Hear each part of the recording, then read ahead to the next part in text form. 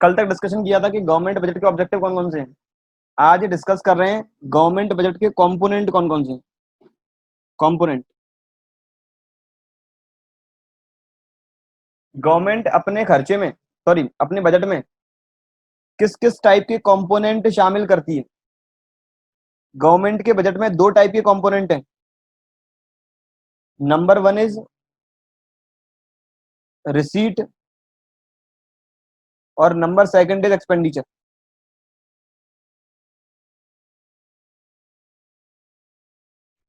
Government के budget में दो तरह के कंपोनेंट है। Number one is receipt, number second is expenditure. Receipt का सिंपल सा मतलब है जहां से पैसा रिसीव होगा। रिसीट मींस मनी रिसीव्ड, पैसा कहां से रिसीव होगा। एक्सपेंडिचर का मतलब मनी स्पेंट, पैसा खर्च कहां होगा। गवर्नमेंट बजट एक एस्टिमेशन है। गवर्नमेंट बजट बजट एक स्टेटमेंट है कि आने वाले टाइम में कितनी एस्टिमेटेड रिसीट्स होंगी, कितने एस्टिमेटेड खर्चे होंगे। जितनी भी रिसीट्स हैं वो दो कैटेगरी में क्लासिफाइड हैं। बजटरी रिसीट्स जितनी भी हैं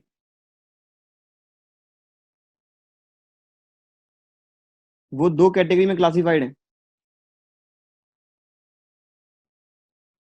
number one is revenue receipt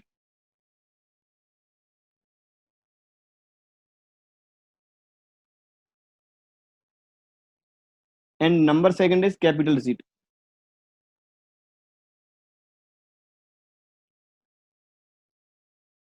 number one is revenue receipts, number second is capital receipts.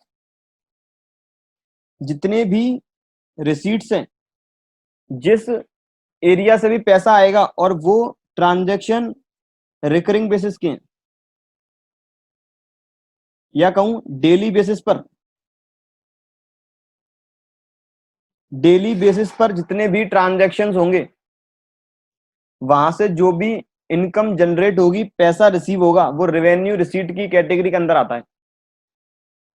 जहां से भी पैसा आ रहा है डेली बेसिस पे। इसकी प्रॉपर डेफिनेशन क्या होगी।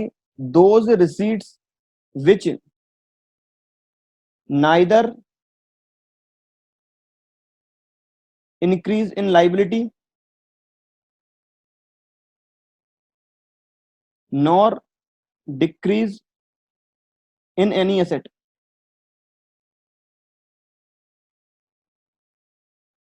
those receipts which results in neither increase in any liability or nor decrease in any asset। ऐसी रिसीट्स जिनके होने से ना ही कोई लाइबिलिटी रेज होगी ना कोई एसेट कम होगी, उन्हें बोलते हैं रेवेन्यू रिसीट। दो वर्ड मैंने यूज किए हैं, number one is asset, number second is liability. Asset का मतलब होता है जो हमें फ्यूचर में बेनिफिट देते हैं। एसेट का मतलब कुछ ऐसे एलिमेंट जो हमें बेनिफिट देंगे फ्यूचर में। लाइबिलिटी मतलब ऐसे एलिमेंट जो पेड करने हैं फ्यूचर में, to be paid in future.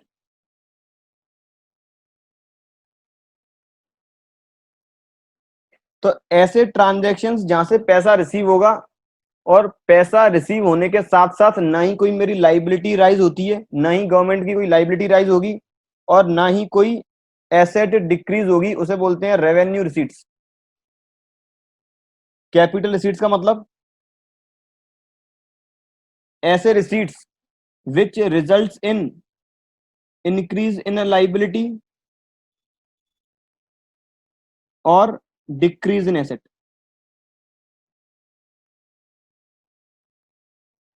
Capital receipts का मतलब मनी का इनफ्लो, पैसा गवर्नमेंट के पास आ रहा है जिससे या तो गवर्नमेंट की लाइबिलिटी राइज होगी या फिर एसेट डिक्रीज होगी। Revenue receipts money received from those transactions which neither increase in liability nor decrease in any asset। Capital receipts those transactions or money received from that type of transaction which results in increase in liability or decrease in asset। कुल मिला के पैसा receive होना चाहिए government को। Government को पैसा दो तरीके से रिसीव होता है, या तो डेली वाले ट्रांजैक्शन करके, या फिर कभी कभार वाले नॉन रिकरिंग बेसिस। डेली वाले के अंदर गवर्नमेंट की जितनी भी पब्लिक सेक्टर अंडरटेकिंग है, पब्लिक सेक्टर अंडरटेकिंग मतलब जैसे आईआरसीटीसी है, आईआरसीटीसी गवर्नमेंट की जितनी भी संस्थाएं हैं, अंडरटेकिंग्स हैं, उपक्रम है गवर्नमेंट के, वहां से जो भी रेवेन्यू जनरेट होगा, जो भी इनकम रिसीव होगी, जो भी कैश रिसीव होगा, वो डेली बेसिस की रिसीट के अंदर आएगा। तो income of public sector undertaking इसके अंदर आता है। अब पब्लिक सेक्टर अंडरटेकिंग के अंदर सारी अंडरटेकिंग्स आ गई, सारे ऑर्गेनाइजेशंस आ गई, चाहे वो गवर्नमेंट के हॉस्पिटल्स हो, गवर्नमेंट के स्कूल्स हो, रोडवेज हो, रेलवे हो, या फिर गवर्नमेंट जो भी fees and fines and penalties collect करती है, जो गवर्नमेंट जो भी फीस कलेक्ट करती है, कि आज यदि हमें रजिस्ट्रेशन करवाना है जीएसटी का, यदि आज हमें जीएसटी का रजिस्ट्रेशन करवाना है, या आज हमें ट्रेडमार्क का रजिस्ट्रेशन करवाना है, कॉपीराइट का रजिस्ट्रेशन कराना है, जीएसटी रजिस्ट्रेशन तो फ्री है, लेकिन ट्रेडमार्क और कॉपीराइट में कुछ पैसा देना पड़ता है। तो जो भी हमें फीस पेड करनी है, जितनी भी हमें फाइन पेड करने हैं, हमने लेट पेमेंट किया है गवर्नमेंट को, हमें जितनी भी पेनल्टी पेड करनी है, ये सब आता है डेली बेसिस की इनकम के अंदर, या कहूं ये सब आता है रेवेन्यू नेचर की इनकम के अंदर, रेवेन्यू रिसीट्स के अंदर। Number one is income of PSUs, number second fees fines and penalties, number third escheat. Escheat का मतलब क्या होता है? जब भी किसी भी व्यक्ति की डेथ हो जाती है और उसके परिवार में कोई भी मेंबर नहीं है, उसके आगे उसकी प्रॉपर्टी को देख रेख करने वाला कोई नहीं है, तो ये प्रॉपर्टी गवर्नमेंट के पास ट्रांसफर हो जाएगी, और इस पूरी प्रक्रिया को बोलते हैं एस्टीट। व्हेन प्रॉपर्टी और asset transfer to the government, that process is known as escheat. तो ये सारा रेवेन्यू रिसीट्स के अंदर आने वाला है। जो बजटरी रिसीट है वो दो कैटेगरी में क्लासिफाइड है।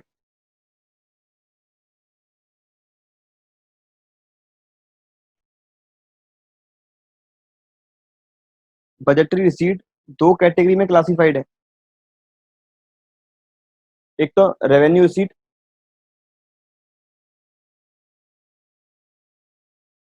रेवेन्यू रिसीट और capital receipt.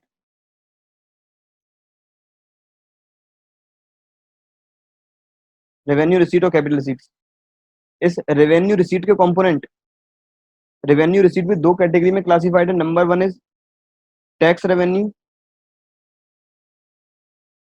And number second is non tax revenue.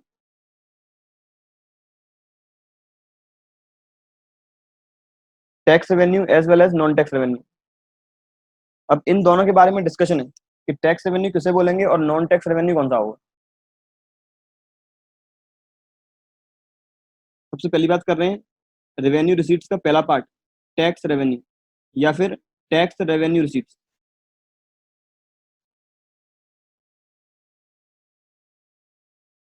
Government दो टाइप के टैक्सेस का कलेक्शन करती है।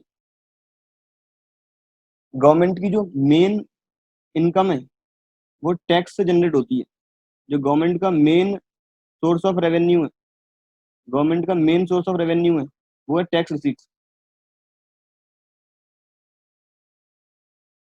जो मेनली गवर्नमेंट के लिए इनकम का सोर्स है वो है टैक्स रिसीट्स। अब टैक्स रिसीट्स तीन अलग अलग कैटेगरी में क्लासिफाइड है। Number one is progressive and regressive tax, number second is value added and specific taxes,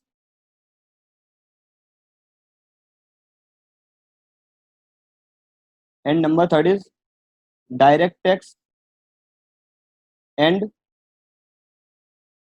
indirect tax. ये तीन कैटेगरी में क्लासिफाइड है रेवेन्यू का source. Number one is progressive regressive, number second is VAT और specific, और number third is direct या indirect. या फिर मैं कह सकता हूँ जो टैक्स की कैटेगरी है वो केवल दो पार्ट में डिवाइड है। टैक्स की कैटेगरी केवल दो पार्ट में ही डिवाइड है, नंबर वन इज डायरेक्ट और नंबर सेकंड इज इनडायरेक्ट। पहले डायरेक्ट और इनडायरेक्ट का डिस्कशन करें। इनडायरेक्ट टैक्सेस हम नेशनल इनकम वाले चैप्टर में ही डिस्कस कर चुके थे इनडायरेक्ट टैक्सेस के बारे में। अब डायरेक्ट और इनडायरेक्ट टैक्स का मतलब होता है that taxes which is collected by government directly from the person who earned income। Direct tax का मतलब एक ऐसा टैक्स जो डायरेक्टली गवर्नमेंट के द्वारा कलेक्ट किया जाएगा, डायरेक्ट कलेक्ट करेगी गवर्नमेंट, और किस पर्सन से, जिसने इनकम कमाई है,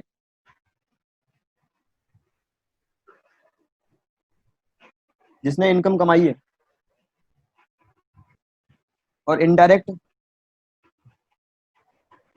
गवर्नमेंट इनडायरेक्ट वे में रिसीव करेगी, गवर्नमेंट रिसीव करेगी इनडायरेक्ट वे में फ्रॉम दी, इनडायरेक्ट वे में फ्रॉम दी कस्टमर्स। कस्टमर से जो इनडायरेक्ट वे में पैसा रिसीव होगा, इनडायरेक्ट वे मतलब कस्टमर प्रोड्यूसर को देगा और प्रोड्यूसर गवर्नमेंट को। तो कहीं ना कहीं ये पैसा आया कस्टमर से, तो कस्टमर के द्वारा प्रोड्यूसर से होते हुए गवर्नमेंट के पास जो इनडायरेक्ट वे में पैसा पहुंचेगा वो इनडायरेक्ट टैक्सेस है। तो डायरेक्ट टैक्स के अंदर आता है इनकम टैक्स, इसके अंदर आता है इनकम टैक्स। इनडायरेक्ट टैक्सेस में GST, sales tax, VAT, service tax, excise duty, ये सारे इनडायरेक्ट टैक्सेस के अंदर आते हैं। या तो मैं ये बोल सकता हूँ कि गवर्नमेंट का रेवेन्यू दो कैटेगरी में क्लासिफाइड है, गवर्नमेंट का जो टैक्स रेवेन्यू है केवल दो ही कैटेगरी में क्लासिफाइड है, number one is direct tax, number second is indirect tax.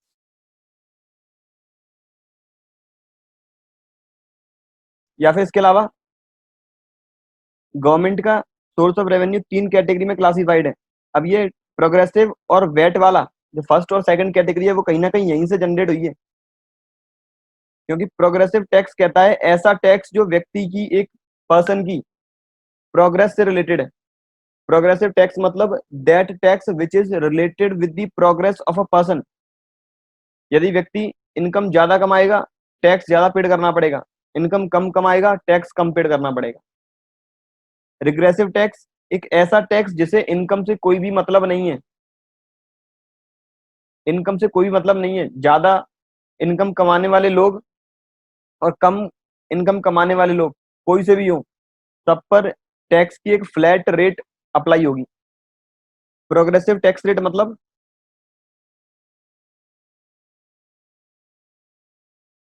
That rate which is applied और which is levied as per the income of the person, that rate of tax which is levied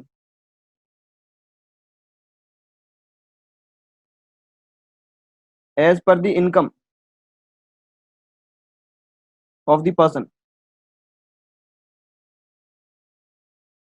जो एक person की income के अनुसार apply किया जाता है वो है अपना प्रोग्रेसिव टैक्स, जो एक व्यक्ति की इनकम के अकॉर्डिंग ही अप्लाई होगा। फॉर एग्जाम्पल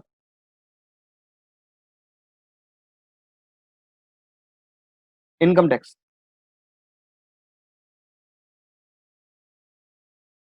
यदि व्यक्ति की इनकम ज्यादा है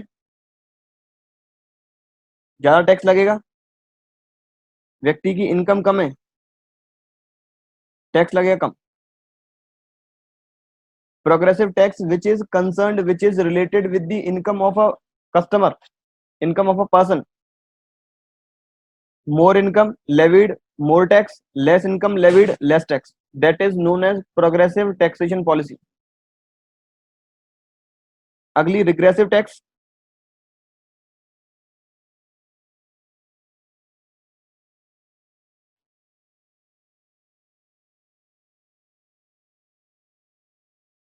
रिग्रेसिव टैक्सेशन पॉलिसी का मतलब है व्यक्ति की इनकम से कोई भी मतलब नहीं है, चाहे इनकम वो जितनी भी कमाए। It doesn't concern with the income of a person, it doesn't relate with the income, it is a flat rate. चाहे व्यक्ति कम इनकम कमाए या ज्यादा, तो इसका मतलब कहीं ना कहीं जो प्रोग्रेसिव टैक्स है ये डिपेंड करता है इनकम के बेसिस पर, और रिग्रेसिव टैक्स व्यक्ति के खर्चे के अनुसार लगता है। बस ये खर्चा कम करोगे टैक्स कम इम्प्लीमेंट होगा, खर्चा बराबर करोगे टैक्स का अमाउंट बराबर आएगा।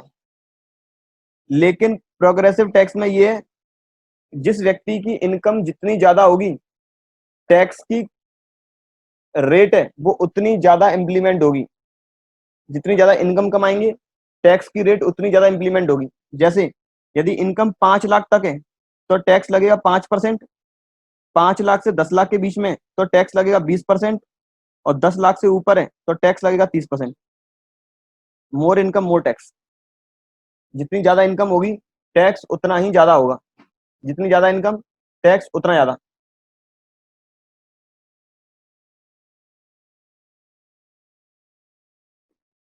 लेकिन रिग्रेसिव टैक्सेस में मैंने यदि आइटम परचेज किया है 5,000 का और किसी दूसरे व्यक्ति ने आइटम परचेज किया है 50,000 का, तो मेरे आइटम पर भी 18% टैक्स लगेगा, सामने वाले के बेसिस पर ही, सामने वाले के आइटम पर भी 18% टैक्स लगेगा। तो यहाँ पर रेट सेम रहेगी। लेकिन प्रोग्रेसिव टैक्सेशन पॉलिसी में रेट हो जाती है डिक्रीज। व्यक्ति की इनकम ज्यादा है, ज्यादा रेट से टैक्स लगेगा, इनकम कम है, कम रेट से टैक्स लगेगा। लेकिन रिग्रेसिव में वो रेट सेम रहती है। यह progressive and regressive regressive taxation policy जो रेवेन्यू रिसीट्स का फर्स्ट पार्ट है। प्रोग्रेसिव मतलब इसके अंदर आएगा इनकम टैक्स, और रिग्रेसिव के अंदर आएगा indirect taxes, that is GST, goods and service tax, sales tax, VAT, excise duty, service tax. ये जीएसटी के इंप्लीमेंट होने से पहले अप्लाई होते थे। Sales tax, service tax, VAT, excise duty GST के इंप्लीमेंट होने के बाद सारे रिप्लेस हो गए हैं जीएसटी के साथ। जो दूसरा है वो है VAT and specific taxes. VAT जिसकी फुल फॉर्म है वैल्यू एडेड टैक्स। वैट का मतलब है value added tax.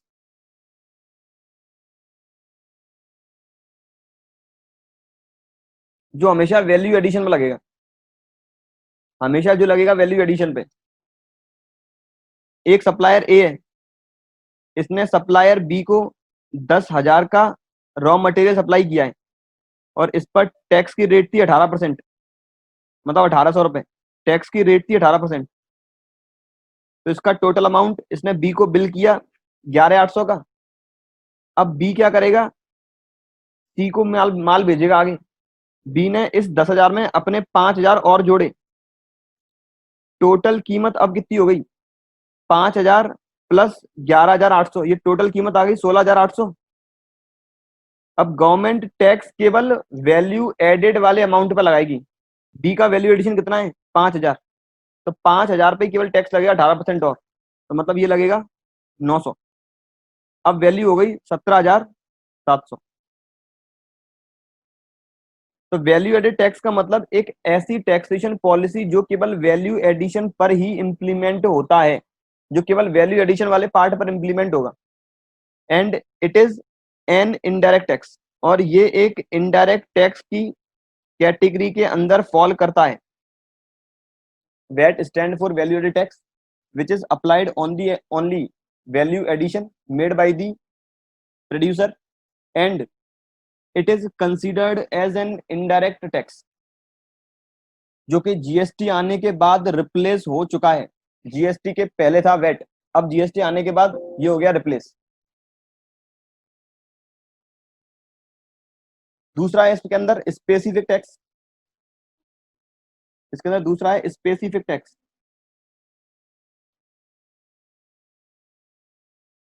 Specific tax जो कॉमोडिटी के वेट साइज के अकॉर्डिंग इंप्लीमेंट होता है। That tax which is applied as per the weight and size of the particular commodity. That tax rate is known as specific tax rate. ये था revenue receipts के अंदर tax revenue receipts का दूसरा part, VAT and specific taxes. तीसरा है direct और indirect, पहले डिस्कस कर चुके हैं। एक ऐसा टैक्स जो इनकम पर लगेगा, डायरेक्ट टैक्स, और जो अदर देन डायरेक्ट, या फिर ऐसा टैक्स जो गवर्नमेंट इनडायरेक्ट वे में वसूल करेगी कस्टमर से, वो इनडायरेक्ट टैक्सेस है। इनडायरेक्ट टैक्सेस खर्चे के अकॉर्डिंग लगता है और डायरेक्ट टैक्सेस इनकम के अकॉर्डिंग लगता है। तो ये था टैक्स रेवेन्यू रिसीट्स के main source of the income. इसके बाद जो दूसरा पार्ट था non tax receipts, non tax revenue receipts. Non tax revenue receipts के अंदर जो कल ही डिस्कस किया था, fees, fines and penalties, escheat, और गवर्नमेंट जितने भी ग्रांट एंड डोनेशन रिसीव करती है, चंदा इतना भी रिसीव किया जाता है। इसके अलावा जितने भी स्पेशल असेसमेंट से इनकम रिसीव होती है। स्पेशल असेसमेंट मतलब कुछ ऐसे असेसमेंट, कुछ ऐसी प्रोसेस जो करवाई जाती है किसी फर्दर वैल्यू एडिशन पर। गवर्नमेंट कुछ ऐसे स्पेसिफाइड ऑर्डर्स जारी करती है जो किसी फर्दर वैल्यू एडिशन पर इंप्लीमेंट होता है। ये थी proper budgetary receipts. Revenue receipts के अंदर नंबर 1 टैक्स रेवेन्यू और non tax revenue. Capital receipts के अंदर जो गवर्नमेंट की लाइबिलिटी रेज करता है,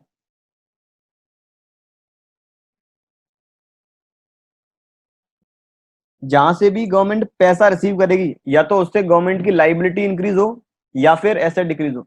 गवर्नमेंट ने लोन ले लिया, गवर्नमेंट की बोरोइंग राइज हो गई, गवर्नमेंट की लाइबिलिटी राइज हो गई। गवर्नमेंट ने कोई अपनी पब्लिक सेक्टर अंडरटेकिंग बेच दी, गवर्नमेंट ने अपना जो पब्लिक सेक्टर अंडरटेकिंग था, अपना उपक्रम था, वो किसी प्राइवेट सेक्टर को हैंडओवर कर दी, तो इसका मतलब वहां से पैसा जनरेट होगा। गवर्नमेंट ने जो भी पहले लोन दे रखे थे इंडस्ट्रीज को पब्लिक में, उस लोन की रिकवरी हो रही है, तो यह भी आएगा कैपिटल रिसीट्स के अंदर। कुल मिला के जिस एरिया से भी पैसा गवर्नमेंट को रिसीव होता है, बस वो एरिया होना चाहिए या तो गवर्नमेंट की लाइबिलिटी राइज हो या फिर गवर्नमेंट की एसेट डिक्रीज हो। ये दोनों होते हैं तो वो माना जाएगा गवर्नमेंट की कैपिटल रिसीट, वो माना जाएगा गवर्नमेंट की कैपिटल रिसीट। ये बात थी टोटल बजटरी रिसीट्स की। Budgetary receipts is categorize into 2 parts. Number 1 is budgetary, number 1 is revenue receipts and number 2 is capital receipts. Revenue receipts means those receipts which neither increase in any liability or decrease in any asset, considered as revenue receipts. It consists income of the public sector undertaking, fees, fines and penalties, escheat, special assessment, etc. Capital expenditure, capital receipts means those receipts which results in increase in liability or decrease in asset. For example, or it consists, the component of capital receipts are loan taken, number 2 is sale of public sector undertaking, number 3 is recovery of loans. ये थी overall receipts की information, budgetary receipts. अब बात करें budgetary expenditures की।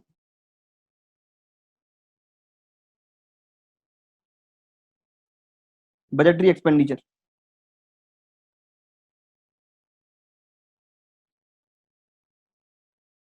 Budgetary expenditure भी 2 category में classified है। Number 1 is revenue expenditure and number 2 is capital expenditure. अब जहां पर पैसा खर्च होगा, जो भी डेली एक्टिविटीज हैं, रिकरिंग एक्टिविटीज हैं, वो रेवेन्यू एक्सपेंडिचर है।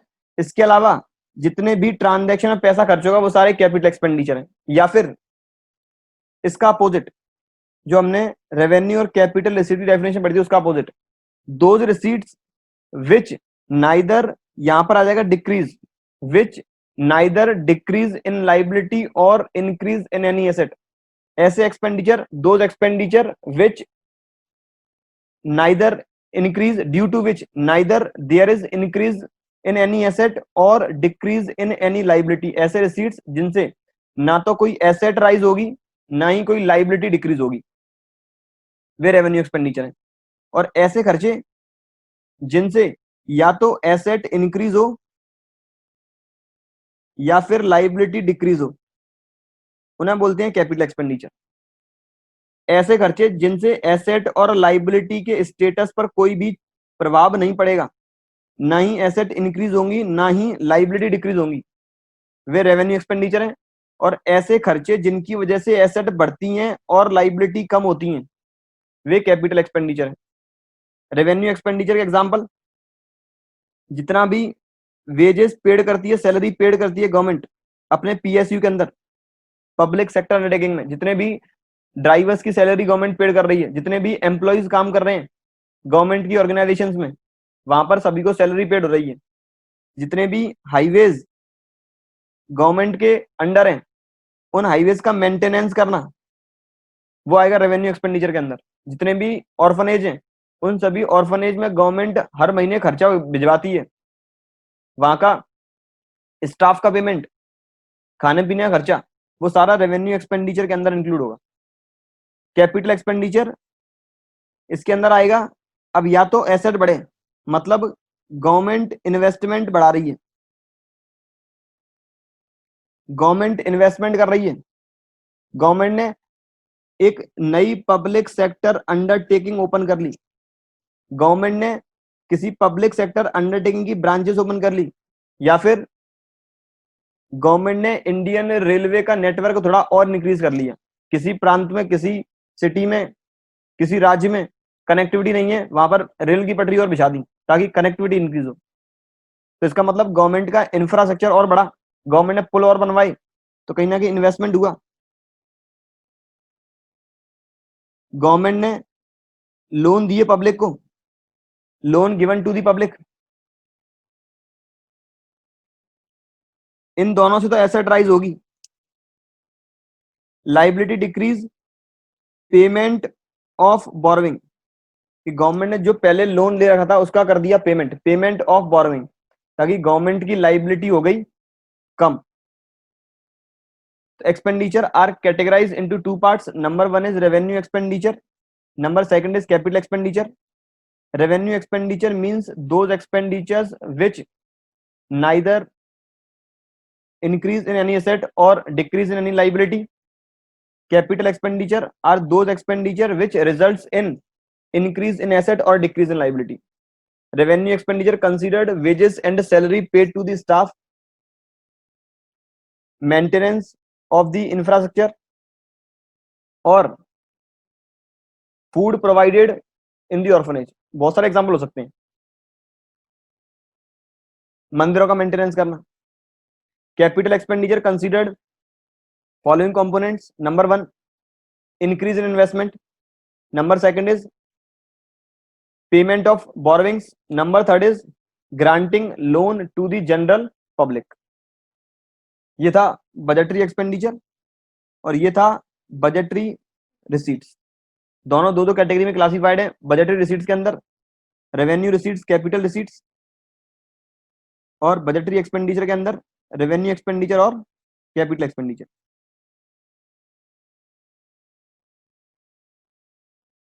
ये थे इनके कंपोनेंट।